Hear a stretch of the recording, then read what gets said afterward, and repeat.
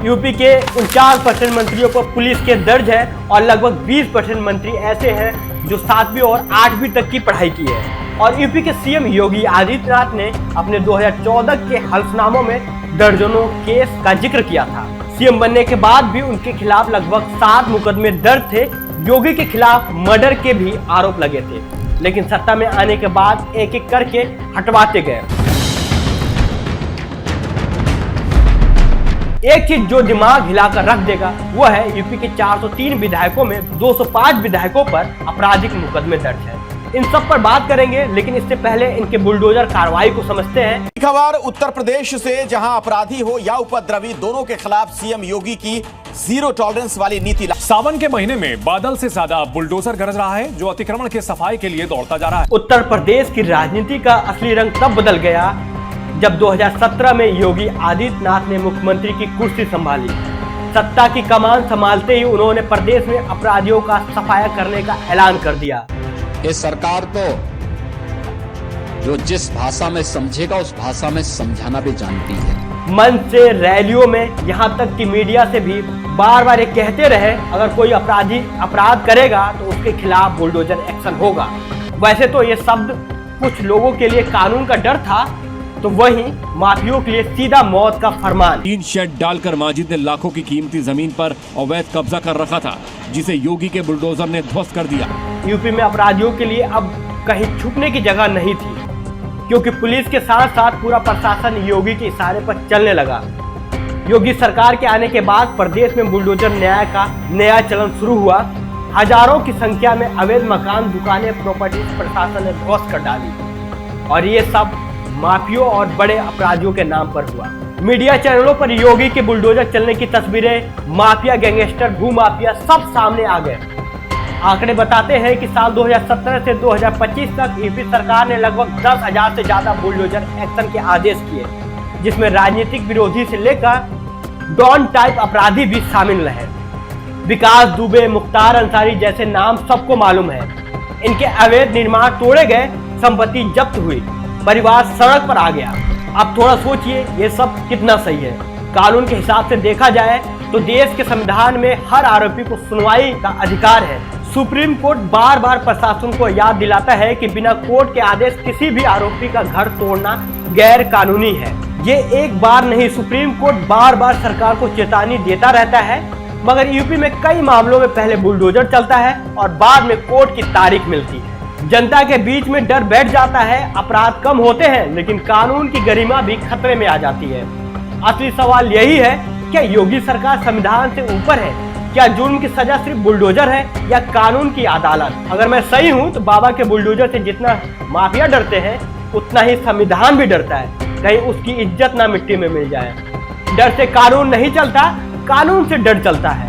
जब प्रदेश का मुखिया ही डर फैलाने लगे तो कानून की असली ताकत क्या रह जाएगी। लेकिन उत्तर प्रदेश में पुलिस के बीच और अपराधियों के बीच कंपटीशन है कि हम ज्यादा कानून तोड़ते हैं, तुम ज्यादा कानून। अगर ये मान लिया जाए कि अपराधियों के खिलाफ बुलडोजर एक्शन ही एकमात्र उपाय है, तो कानून में दर्ज यूपी के मंत्रियों की फाइलें ये कहती नजर आएंगी कि योगी के लगभग 50% मंत्रियों पर बुलडोजर कार्रवाई कब होगी। यूपी के 403 विधायकों में 205 विधायकों के ऊपर बुलडोजर कार्रवाई कब होगी? उनका घर कब तोड़ा जाएगा? उनके घर बुलडोजर कब चलेगा? जेपी सरकार में एडीआर की रिपोर्ट है, 52 मंत्रियों में से 22 मंत्रियों के खिलाफ आपराधिक मुकदमे हैं। अपने देश में ऐसे भी मुख्यमंत्री हैं जिनके खिलाफ 80 से ज्यादा पुलिस केस दर्ज है।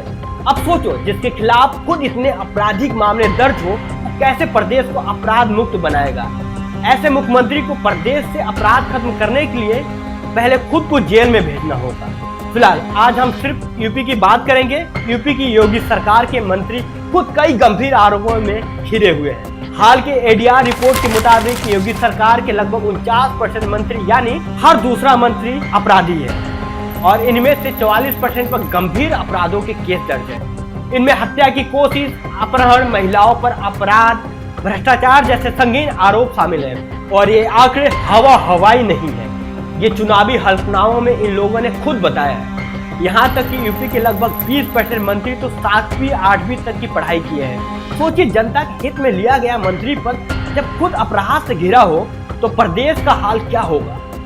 ये तो यूपी का आंकड़ा है। अगर पंजाब, आंध्र प्रदेश, तमिलनाडु, बिहार में मंत्रियों पर मुकदमे का ग्राफ देखें तो 60% को पार कर जाता है, जबकि यूपी थोड़ा पीछे है, लेकिन फिर भी साफ सुथरी सरकार का दावा हवा में हो जाता है। यूपी के डिप्टी सीएम केशव प्रसाद मौर्य तक पर आरोप लगे हैं। कैबिनेट मंत्री मैंकेश्वर शरण सिंह पर भी हत्या की कोशिश का केस बताया जाता है। कई मंत्री ऐसे हैं जिनके खिलाफ बार बार मीडिया में मामले उठते रहे, लेकिन सत्ता का कवच सबको बचाता दिखाई दिया।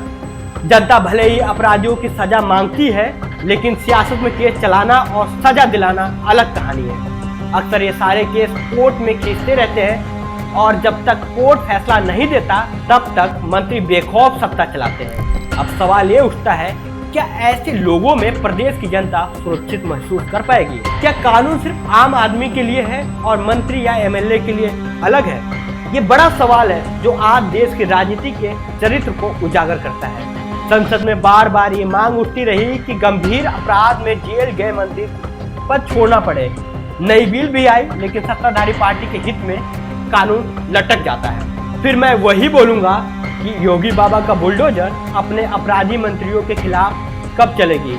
ये तो रही योगी के मंत्रियों के आंकड़े। वैसे आप लोग कहोगे एक एक मंत्री के अपराध की कहानी को विस्तार से मैं बताऊंगा। फिलहाल अभी थोड़ी बात योगी जी की कर लेते हैं। क्या योगी जी की छवि साफ सुथरी है या ये भी सबके जैसे है? उत्तर प्रदेश के मुख्यमंत्री योगी आदित्यनाथ की छवि एक बेखौफ नेता की है जो अपराध और माफिया के खिलाफ जीरो टॉलरेंस की नीति अपनाते हैं। लेकिन योगी जी खुद भी कई आपराधिक आरोपों में लंबे समय तक आरोपी रहे। उनके खिलाफ मुकदमे दर्ज हुए, बार बार अदालत में तारीख पड़ी, लेकिन जैसे ही सत्ता की कुर्सी मिली केस हटाते गए। इसका सबसे बड़ा उदाहरण है 1995 का मामला।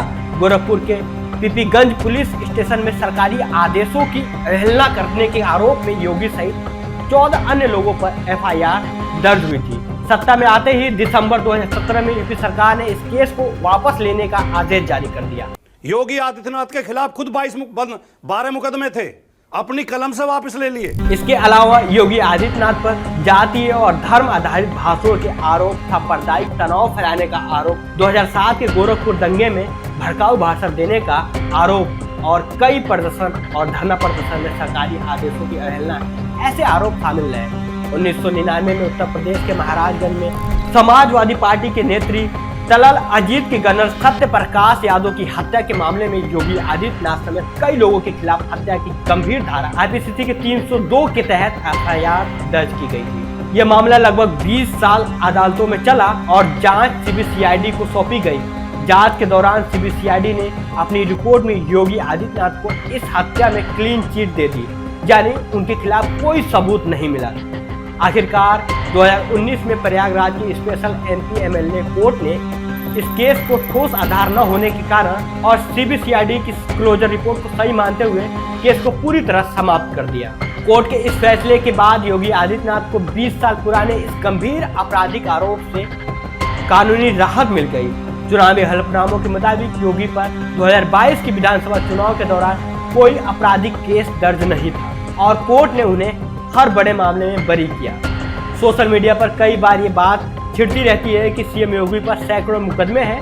कुछ अंतर्राष्ट्रीय मानवाधिकार संगठन भी 2019 से 2020 के नागरिकता संशोधन कानून के विरोध में पुलिस कार्रवाई को लेकर योगी आदित्यनाथ पर गंभीर आरोप लगाते रहे। दुनिया के मंचों पर उनके खिलाफ क्रिमिनल्स अगेंस्ट ह्यूमैनिटी की शिकायतें भी हैं जो कानूनी तौर पर जांचाधीन है, मगर यूपी की अदालतों और प्रशासन में कोई केस टिक नहीं पाया और योगी जी हमेशा बरी होते रहे।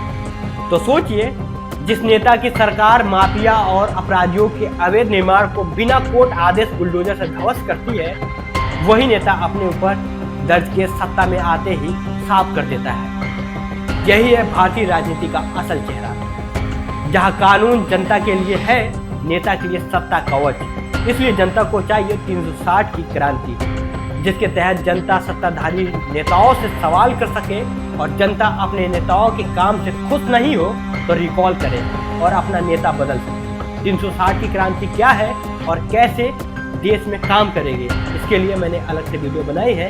आप पॉपअप पे क्लिक करके वीडियो देख सकते हैं।